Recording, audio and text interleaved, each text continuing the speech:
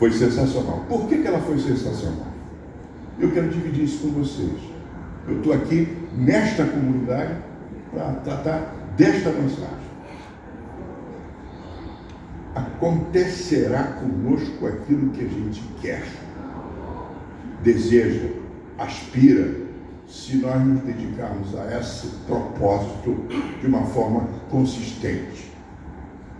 E é muito simples. O mais incrível foi meu aprendizado.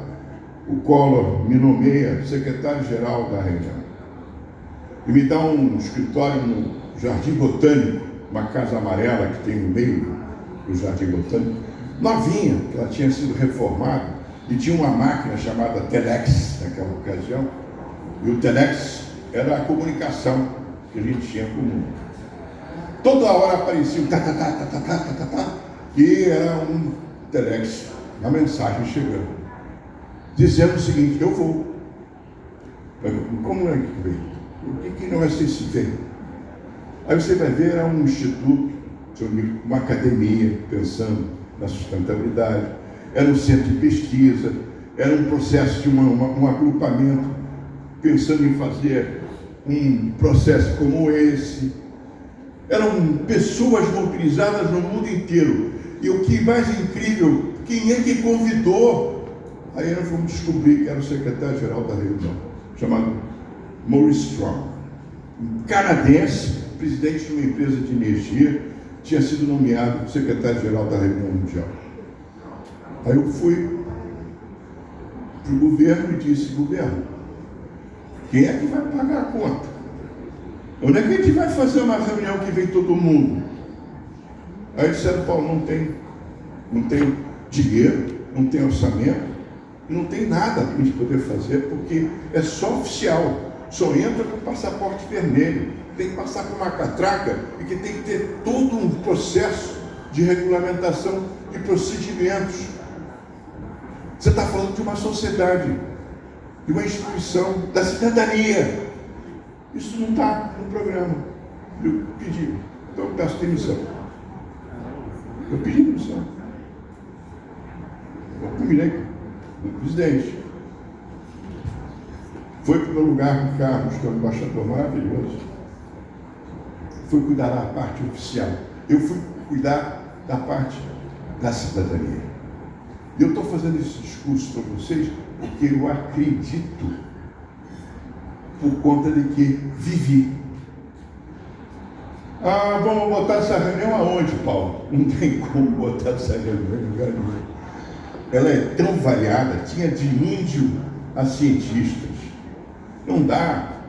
É um negócio diversificado, extraordinariamente importante. Cada um tinha uma mensagem para trazer, cada um tinha um processo para fazer, cada um tinha uma ideia para desenvolver, cada um tinha o seu próprio brand. Caramba, como é que eu vou fazer isso funcionar? Aí eu fui para o prefeito Marcelo Alencar. Eu disse para ele com toda clareza: só, o Rio de Janeiro está em jogo. Se a gente falhar nessa reunião, a outra oficial vale nada. Tem um problema de segurança, tem um problema disso, problema daquilo. Eu disse: Paulo, escolhe o lugar. Eu escolhi o Parque do Flamengo. Estava assim, brand new, novinho. Tinha acabado de fazer as últimas formas.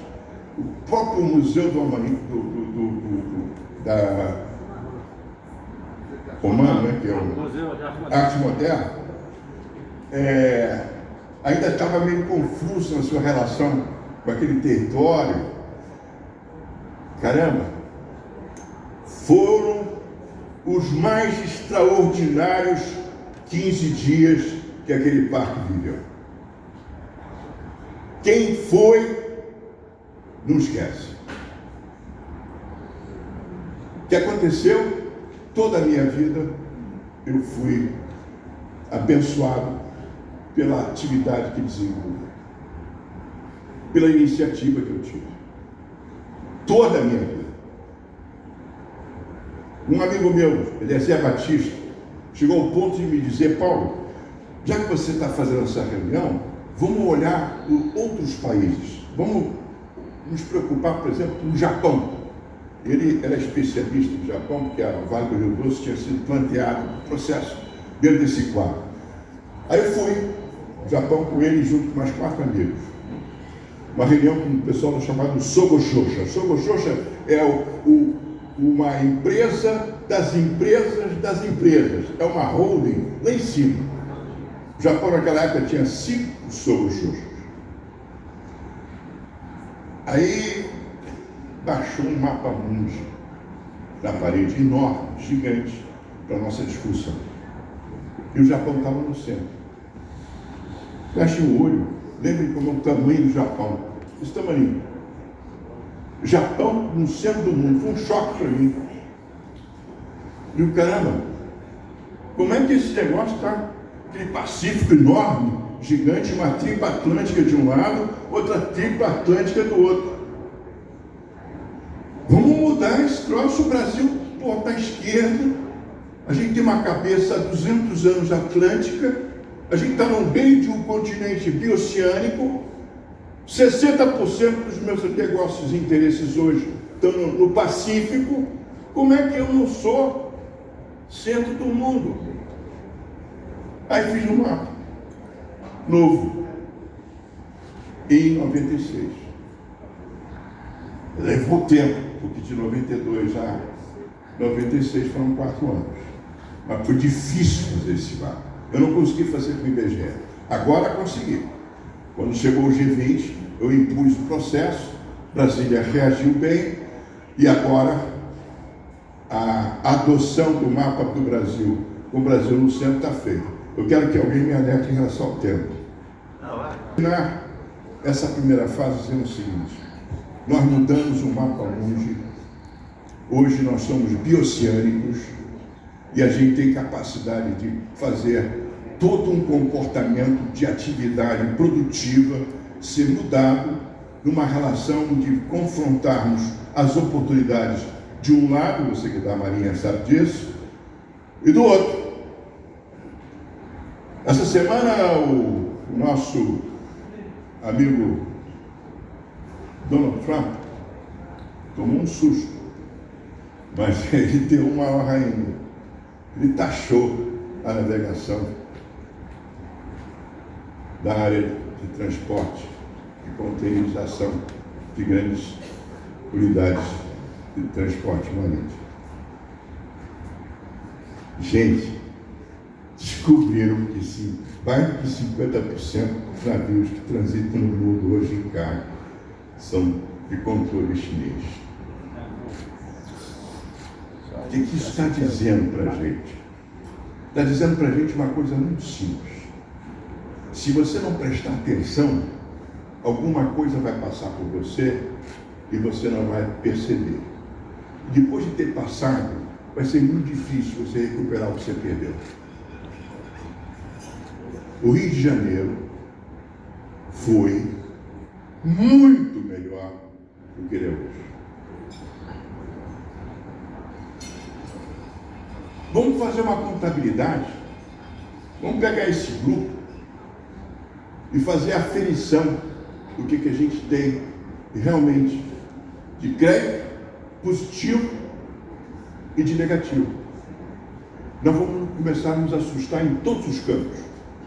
Na mobilidade, a gente vai se assustar. No IDH, a gente vai se assustar. Todos os procedimentos nossos não vão ser tão exuberantes quanto foram no passado. Errado? Claro. Estamos deixando passar. Não pode deixar passar. É primeiro, deixar passar. Por quê? Eu, cidadão, você, cidadão, perdem na jogada. E a perda não é contabilizada. Principalmente quando a gente vai para a cabine de voto. A gente vota exatamente como a gente acha que deve votar. Não. Você nem sabe por que você votou. Hoje. Se alguém aqui souber, é porque é muito parceiro. A gente não sequer levou em conta o quadro de uma ação política como uma responsabilidade da nossa comunidade. É uma perda irrecuperável. Estamos pagando. E pagando alto. Então eu posso mais do que isso, poder dizer a vocês que Donato me chama e fala: Paulo, você tem que ir, eu venho. Sabe por quê? Porque vocês são uma célula interessantíssima. Qual é o lugar que eu posso falar que tem isso aqui, cara? Não sei se o ambiente está aí, mas, caramba, isso aqui é uma graça divina, preservada, cuidada, mantida por uma comunidade consciente dos seus valores. Então vejam bem, se a gente tem alguma coisa que considerar dentro do procedimento, é a nossa oportunidade. E eu vou agora acelerar porque eu não quero deixar a minha mensagem ficar só na reclamação. Alguém sabe o que é o G20? Levanta a mão. Tem mais gente achando que sabe o que é G20 do que a gente falou no esquema da... É que prendeu. Já soltei. O que é mais importante? O mais importante é que o G20 foi uma evolução. A mesma coisa que aconteceu com o processo que a gente teve em relação à realização da Rio 92, que ficou famosa. E ela ficou tão famosa que ela ficou Rio 92, passou a ser Rio mais 5, Rio mais 10, Rio mais 20, e a gente continuou sendo Rio. Essa reunião, quando se realiza agora, chama-se COP. Gente, o que é mais incrível dentro desse procedimento é que o G20 mudou. E ele é anual. E é mais do que isso. Ele é anual, vamos fazer rapidinho um raciocínio. Ele é anual da seguinte forma: o mundo quebrou, uma altura perto do ano. Aí como é que paga a conta? Aí os que tinham seus cofres cheios, tinha um grupo chamado G7. Você quebrou, como é que a gente vai fazer? Não podemos resolver isso sem os outros. Pelo menos uns outros tantos. Então vamos fazer um outro grupo. Aí vamos criar um G20. Aí eles pegaram as 20 maiores economias do mundo e juntaram, botaram num saco. O problema é pagar a conta. Aí chegaram à conclusão que finanças não se resolvem isoladamente. É muito complexo pagar a conta, sem você saber de onde vem, sem você produzir resultado, sem você ter condições de ter uma ação de retorno positivo. Vamos fazer a segunda reunião, já mudou. Aí abriram. Gente, é uma instituição perfeita. Sabe por que ela é perfeita? Por uma razão. Ela não tem sede. Não tem sede. Ela não tem endereço de secretaria-geral. Ela não tem burocracia. Ela é comandada por uma troika. A troika é a seguinte: você é o host, você é o outro host, que vai ser o seguinte, você vai ser o terceiro host. Então tem 3 anos aí de host. Você manda. Só que ele vai te dar respaldo e esse aqui vai aprender. Então, os 3 países sentam na mesa e começam a articular aquilo que o outro vai fazer. E ajuda. Só que o outro lidera. E a liderança é lá em cima. Agora foi da Índia, recente. Agora foi para o Lula, em 24. 25 vai ser o presidente da África do Sul. Depois eu falo sobre isso rapidinho. Mais um minuto? Hein? Tá bom. Então agora que ele vai surpreender, dizendo, vou cortar. Então, eu pedi. Um minutinho. Eu pedi para ele vocês são testemunhas. Me avisa para eu poder terminar o negócio. O senhor pode ir Desde o início. ficar no púlpito, O mapa. Não está prestando atenção em nada. O mapa. Eu deixei 10 mapas desses, que são, isso aí é uma instigação. Tá? Eu deixei 10 mapas desses na mão dele, ele pode sortear quem quiser levar, botar na parede, ótimo. O que eu quero colocar, deixa eu agora terminar aqui, não perturba mais. O que eu quero colocar para vocês é o seguinte: a ação proposta dentro desse procedimento foi Sul. Vejam bem, nasceu em Washington, a primeira reunião foi feita em Washington e depois seguiram outras tantas. Nós fomos à 19ª reunião mundial. A nossa 19ª reunião mundial foi feita pelo Brasil, mas antes foi a Indonésia, em 22. 23 foi a Índia, Sul. Brasil, Sul. Agora vai ser a África do Sul. E mais ainda, a África do Sul deixou de ser isolada. Agora é a União Africana. Sabe quantos países da África entram agora na jogada? 50. Então o que eu queria colocar para vocês é o seguinte: a gente tem um processo em curso. Ela vai agora seguir para um outro lado. Eu estou perturbando aqui, né? Não, no púlpito, é só o senhor. O mais importante para mim no processo agora é vocês entenderem o seguinte: nós implantamos aqui na Barra um conceito lá atrás de acompanhar o procedimento do G20. O G20 pode ser acompanhado como uma questão do próprio quadro do bairro, do próprio teor da nossa relação territorial pequena. Por quê?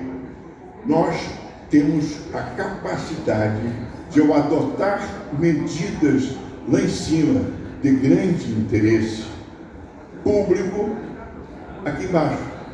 Porque elas aqui em cima, elas são diretrizes. Aqui embaixo é a ação.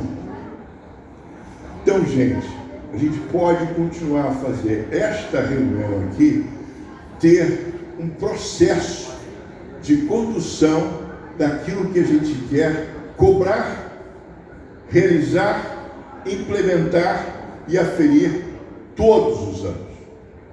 E esse pode ser um grupo de bairros de tal ordem que ele pode dizer com toda certeza que a soma do mesmo movimento nos demais bairros da cidade, nos demais municípios do estado, poderão ter uma condução de uma soma de tal ordem que pode ser uma mobilização nacional. E essa mobilização nacional pode refletir na condução dos nossos interesses maiores nacionais. Porque o mundo decidiu buscar a felicidade.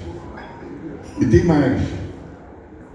Ele vai encontrá-la obrigatoriamente. Vocês vão ser elementos de prova. Aperta o botão e entra no IA.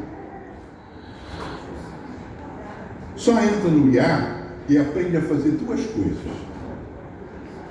Uma é, antes de perguntar a pergunta que você tem, imagina aquilo que é o ideal. Aí você vai dizer, o que é o ideal? Nomina o ideal. Aí o IA vai responder para você, é isso. Aí você vai dizer, e se eu fizer assim, assim, assim, assado? O que isso pode representar? Ele vai dizer exatamente o que vai ser o seu quadro de ação. Você não precisa sair de lá acreditando em tudo, mas comece a discutir aquilo que foi proposto. Eu garanto a vocês que agora é o momento da mudança global, mas ela só acontece se você envolver o local. Obrigado.